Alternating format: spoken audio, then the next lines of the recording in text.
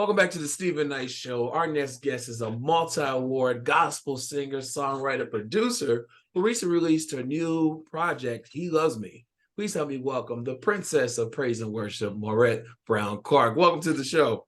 Thank you so much for having me. I appreciate it. Absolutely. Well, first of all, congratulations on the new project. Thank you. Now, I was reading that leading up to the pandemic, you considered not making new music. Yeah. I couldn't believe that. Tell us about that and what changed for you. So there's number one, thank you for having me. I appreciate it. There's two parts to this music that we do, right? There's the business side, right, and then there's the ministry side. And those absolutely work in tandem, but they're absolutely two separate things. And so I'm always going to sing. I'm grateful that God has gifted me with this. I'm grateful that he's used my music and taken it all across the world. And but it's like you kind of come to a point where you say, well, should I take this energy that I'm giving the music business and maybe parlay it into something else? Can I parlay it into, my kids are getting older, so they have dreams, they have aspirations. And I was like, do I take this energy I have and put it over here with them? Like, God's done enough for me. He's blessed me. He's been wonderful to me. When do I put my dream down and just kind of move on to something else? And so I did war with that before the pandemic. And then in the pandemic, I think all of us warred like, what? And so what is this? Really, I got comfortable on the couch and I was like, God kept the lights on, he kept food in the house. And I was like, okay, well, shoot, you still taking care of me. I don't have to go back out in these gospel streets. But I had some really great friends. You know who your friends are in tough times, and they literally pushed me, they dragged me, they willed me to this day. And then I had some other friends that their answer was just yes. Can you produce this for me? Yes. Can you play on it? Yes. Can you sing? Yes. Can you bring some food so we don't starve in the studio? Yes. So everybody was like, yeah, sure, whenever, whatever you want. And I was like, okay, so yes, I'm supposed to be doing this. And that really is what happened. God sent, I got a friend that said they're God winks. He kept sending me God winks. Like, you can do this. You got this. You're still on track. You still have purpose. And help your kids too, but continue the path that I have put you on. And that's this. Absolutely. And because this was supposed to be just one song. It was one song hard. Like I did, I've done two singles. I did a single in 2015, a single in 2019. I didn't expect for that amount of time to go by. And then now it's 2023. And I was like, well, I'll just do another single. Like, that's it. That's all my heart can take. That's all my finances can take, coming out of a pandemic. That's all I'm doing. And then, like I said, God just kept sending, winks. He kept singing glimmers. He kept sending confirmation after confirmation. And so it started out as one song. And then by the time we were done with the creative process, and you're creative, so we had 8 songs. And I was like, wait, that's a whole record. Like, that's not even an EP. That's a whole thing. So I said, all right. I was like, thanks, God. All right, we'll go with it. And so I partnered with Monarch Records to take this beyond my office here that you see. And we're getting that done right now. So I'm just really, really, really, really happy, really grateful, really blessed, just overwhelmed with what God is doing for me right now. Absolutely. And I was telling you before we started recording how I love It Ain't Over. That song got me through. And one day, this was years ago, someone was at my house and that song was playing. And they were saying how much they love your voice, how much they love your voice and your ministry. But you talked about the business side, and then there's the ministry side of it all. So how do you balance that? Because we all know the music business overall can be kind of cutthroat or, can cause problems. But how do you balance that with your faith and the ministry, and the mission of what you're doing by ministering to others? Well, I always believed that my voice was for more than my parents, my siblings, my close friends, people who already loved me just because they do, right? And so taking it further than that was the call. It was to the world, not just to my local assembly, but it was to the world. But I know that that's what the call was. So I think knowing the initial plan, what I believed God said for my life, and by all accounts, that is what it is. I just hold on to that. So ministry is always like it's my lifeline, it's my blood, it's like it's what I am, it's who I am, it's what I was created to do. And so always just keeping that first, and then the music business, you know, studying, hiring lawyers, hiring business people, like assembling a team of people that can help me with the not so fun parts, really. And so the call is bigger than all of that stuff. So that's what keeps me going. The call keeps me going on those days. I don't want to go. I don't want to sing. You know, if I don't show up at church on Sunday, you know, how bad could service be? You know, like it's like get your butt out the bed and get to church, right? So yeah, that is the call just keeps me going. Like I get that. You know, this year we've had several gospel greats like yourself on here. We've had the Walls Group, Charles Jenkins, and others. And I always wonder, do you feel a certain amount of pressure? Because, you know, people think, you know, gospel artists, you walk on water. Do you ever feel the pressure to not be perfect, but, you know, just to be that person, that positive person, that person who's always representing God? When we are human and we all make mistakes, do you feel that pressure as a gospel artist, especially established as you are? Yes, of course. And a lot of times I will tell you, up until this record, which is why I'm so happy about it, I've literally lived in, oh, they're going to find out that I did this. They're going to find out. If they knew that I, you know, said that word or touched something or did that, they would just be like, run out the church, you know? And so I remember, like, clearly one time I told, I did really something dumb in college, and I'll admit it. I shoplifted, right? Didn't have to. It was just the dumbest decision, right? 18 years old, away from home, a lipstick. So I could have literally changed the trajectory of my life over a lipstick. $5-6 for what? Terrible, right? I actually gave that testimony in church, and they were like, oh, they were mortified. They were just like, yeah. It was like an audible silence. And so I said, never again. Right.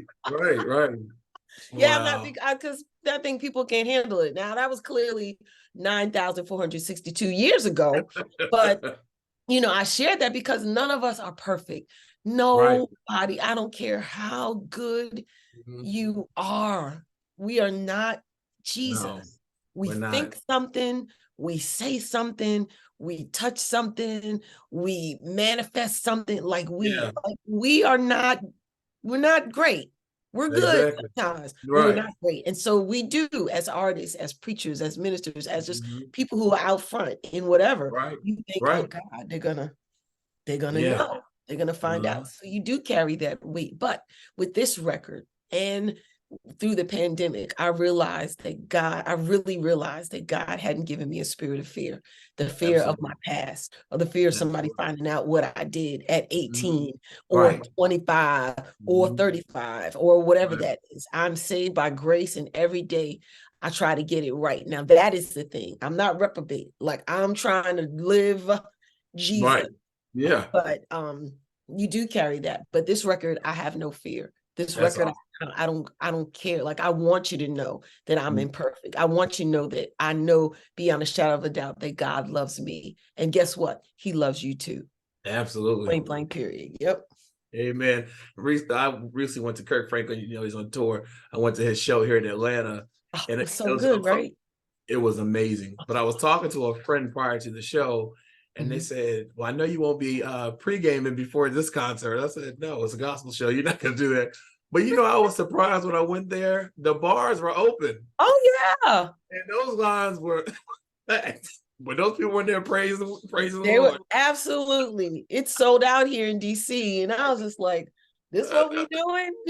Like, okay. I mean, and that, listen, get in where you fit in, like you and Jesus. It ain't gonna be nobody up there talking to Jesus with you, but you. You gonna have to scream. He might be like, "Yup, that's what I did at that wedding." We don't know what he gonna say.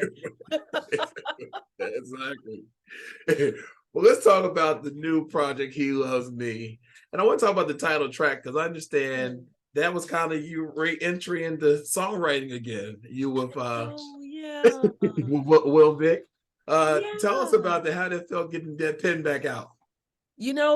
So Will is a talented musician. Like he just I got my singing voice back. So I went through a few years where it was difficult to sing. I felt like somebody was choking me when I was terrible. And I'm trying to sing It Ain't Over. I'm trying to sing all these songs that I've recorded and they are just not coming out. I'm not. Songs aren't easy. Yeah, you're right. They're not for the mere mortals, right? Thank you for that. I'm being rough on myself. But yeah, I could not sing like the record. So I stressed out about, oh my God, these people invited me to sing. I'm not gonna sound like the record. So I carried all of that stuff with me to engagements. But what happened was about 5 years ago, I started leading worship at my church. I'd never led worship consistently. And Will was one of the musicians there. And he would always I told him Jesus was in his fingers. So he'd always, of course, play the songs we were singing wonderfully, but then he'd have like these different patches he would do. Like say while my pastor was speaking, I would be sitting there going bonkers. Like, do you hear what you are playing, sir? Right. So this one particular Sunday, he started playing what has now become the chorus to He Loves Me. And I was sitting in church and I was like, I just started singing He Loves Me to what he was recording. I was like, oh, that could be a thing. And so, he helped to draw me out, get my brain going again, because like I said, the business of music will make you like, well, you want how much? Okay, well, you can't get nothing from zero. So I'm not going to write. That's literally what happened. And so now, thankfully that season is over. And so I was like, okay, well, I'll pull up my pen for a minute. But I think that I'm grateful. I started out writing everything I said. Yeah, that's how you started. Yeah. Absolutely. And so it was while I had reserved to not write as much. And, even that was God, because I would not have recorded great songs by Anthony Brown and Jonathan Nelson and Darian Dennis, for one God. Like I would have missed songs that I, potentially could have recorded. Trying to be like, well, I'm writing everything and I've never been that person. I'm either writing something that I've sung or I'm writing something that feels like I sang it. By the time I get done with it, you feel like, yep, she wrote that. I just sing it because it speaks to my spirit first. Absolutely. And another highlight from this album is Classic Angels, which you sang on back in the 90s. And you said you weren't trying to do a better version. You were just repurposing it and pretty much making it, not saying it's not relevant, but making it more refreshed from 2023. I don't even know if that was the initial goal even. Theological University asked me to record Angels for an event they would have. It's New York Theological. And because this big fundraiser they have is titled like Angel Event, right? So they wanted that song. And I was like, well, there's no track for it. We found a track online. My bass player, actually, he's a producer too. He tweaked it. I went to his studio and sang it, but it was in the middle of the pandemic. I'm in there like, afraid to take my mask off and everything. And I'm singing, this Angels. And while I was singing it, I could sing it. I wasn't suffering with that, those vocal challenges anymore. I was, it wasn't difficult to sing it. And then I started thinking about how God was sending angels to my house, watching over my family. COVID didn't come in my house. He guarded us from the hand of the enemy, let's say. He guarded my family, was well. Our finances were well. He was sending manna from heaven to feed us physically, mentally, spiritually, and, food in our mouth. And I just thought about how God was protecting us and he was using angels to do that. And so it turned into this song, it still does it for me. And I was like, I can't redo it because this Richard Smallwood, and you just, you just kind of just, so I told my producer, I was like, we're just going to touch it. We're going to do a little loose version. And then that's it. We're going to end it and going to be, you know, go extra long or whatever. I said, we're just going to touch it and let it go. And that's what we did. He followed my lead. We made it just acoustic pared down version. And it sings to me first. And now I'm going to know that it's singing to more people. That's amazing. Yeah. So now that the project's out, what's that feeling? Because you seem like you have this joy, which not saying you didn't have before, but just you know, a joy. You seem very proud of it. You seem like you're just in a really good place. What is it that you want the listener, the fan, to get from this record? So I always want them to hear my heart. I've been very fortunate to, there might be maybe one or two songs that I'm like, why did I record that? What was I thinking? Just maybe, and if I think about it, probably not any. I've always been intentional about what I record, how I record it, and that the message of the song reaches the listener, not even so much my voice. I don't think that I don't put so much stake in my voice rather than the stake in the message. So if you can leave with the message that he loves you, if you can leave with the message that God is yet dispatching angels to guard over your family, to cover you, to smother you, really. If you can leave with the message that the first song says, God is good. It's like got that calypso feel. Like if you can leave dancing at your house and you don't even know why you're dancing out, and you're like, oh shoot, God is good. Yeah, you know, or even the lead out single, which is I see good. Like every time I look away, I see good for you. Like even when things ain't going good, like you thought they would, like you thought they should, know that God's all up in it. And I'm your girl to tell you that he sees good and that I see good for you too. So I want them to just get those messages. And on those times when you're like, I'm done, then you pick that up again, you know, and you hold on to that. And that's what he has done for me. And that's what I hope that he continues to do. The first 4 records, I did it scared. First record, you're scared because you're the first. It's like your first one. You like, nobody knows me. What's this going to do, right? So then you put the second one out and you're like, well, can it be as successful as the first one? Then you do a third record, which is The Dream. That's the first time you've ever recorded live. So then you think, can I get through all these songs like live and that nobody knows, and will they like it, right? And then the next one, the fourth one you do is like, well, you did that live, so let's do another live one. But then you deal with the vocal challenges and you're like, I can't. And then you get to this fifth one and you're like, you got a friend that tells you, you don't have to prove anything to anybody. God has blessed your ministry. He's breathed on your ministry. You don't have to explain yourself to anybody anymore. It's evident what God is doing, has done, and will do. And you believe the friend that God sent to tell you that. You believe, you look at your track record, you look at your history, you look at what the Lord has already done, and you go, and you still have use of me? Exactly. Let's go. And so that's the freedom you hear. I want people to get it. I want them to enjoy it. I want them to take those messages. But I promise you, if this record was for one person, just one, then that is still good with me. And gonna bless many others. I pray. The album is He Loves Me, but I heard that you're going to be going on a national tour next year. I am, so I'm going to take that off my bucket list. I travel a lot. I've been so blessed to travel. Churches call me, I go, I sing. It's a happy time. But I've never been on a tour as myself. And just like God gave me that push and my friends gave me that push to go ahead and record, I'm like, well, you done did that, Jesus. So let's hit the road. So next year, I'm definitely gonna route it out with my band and my singers. A lot of people don't get to see me in that freedom that you have with your musicians, your singers, the people that know your music and know you, and just, you know, you can lay on a song and skip over a song and do whatever it is. So I'm definitely routing a tour next year. I'm definitely coming to Atlanta. So can't wait. I'll be there.